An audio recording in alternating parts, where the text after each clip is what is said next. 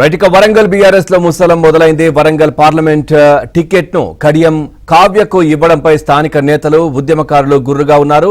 Kadiyam కావ్యకు ticket ఇవ్వొద్దంటూ ultimatum ఇచ్చారు. ఇక Warangal MP Pasunuri Dayakar ఆధ్వర్యంలో రహస్యంగా సమావేశమైన బీఆర్ఎస్ లోని ఉద్యమకారులు తమలో ఒకరికి టికెట్ ఇవ్వాలని వారు డిమాండ్ చేశారు.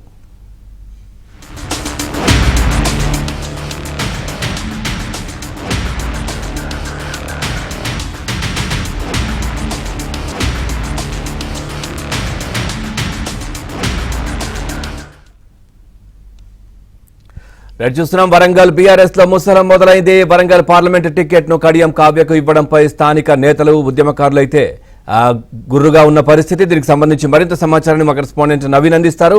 నవీన్, పూర్తి సమాచారం ఏంటి?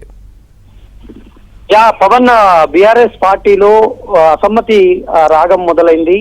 చాలా మంది టికెట్ పైన ఆశలు పెట్టుకుంటున్నటువంటి వాళ్ళు తమకే టికెట్ ఇవ్వాలని డిమాండ్ చేస్తున్నారు. ప్రధానంగా ఉద్యమకారులు తెలంగాణ ఉద్యమం సమయంలో పార్టీకి వెన్నుదన్నుగా ఉన్నటువంటి బీఆర్ఎస్ పార్టీలో ఉన్నటువంటి ఉద్యమకారులంతా కూడా ఏకతాటిపైకి వచ్చారు.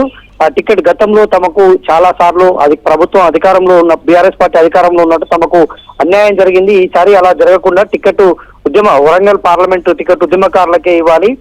పార్టీలో ఇంతకుముందు పదవులు తీసుకొని ఆల్రెడీ 2 దఫాలుగా ఎమ్మెల్యేలు అయినటువంటి వాళ్ళు, తర్వాత అసలు సభ్యత్వమే లేని వాళ్లకు టికెట్ ఇవ్వాలని పార్టీ భావిస్తోంది.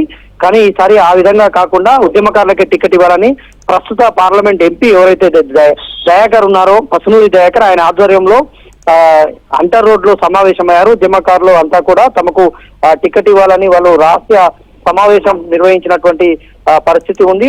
రహస్య సమావేశం నిర్వహించినటువంటి వాళ్ళు జోరిక రమేష్, వీరేందర్, బోడా డిన్నా, చింతల యాదగిరి, బండి రజనీ కుమార్, ఎం శ్రీనివాస్, సదానంద, వీళ్ళంతా కూడా తెలంగాణ ఉద్యమంలో అంటే బీఆర్ఎస్ పార్టీకి అనుబంధంగా ఉన్నప్పుడు వీళ్ళంతా కూడా ఉద్యమంలో పనిచేశారు. వాళ్ళకే టికెట్ ఇవ్వాలన్న డిమాండ్ అయితే తెరపైకి తీసుకొచ్చారు. Pawan, right, thank you Naveen, thanks for the updates.